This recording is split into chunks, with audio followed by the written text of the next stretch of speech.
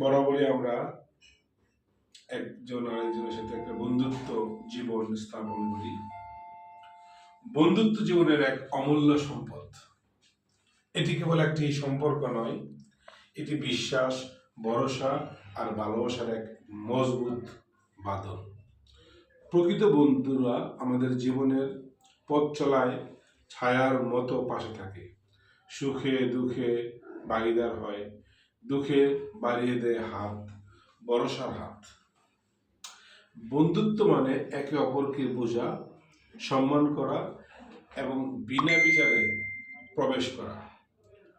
কঠিন সময়ে একজন ভালো বন্ধু হতে পারে আমাদের সবচেয়ে বড় শক্তি ও প্রেরণা।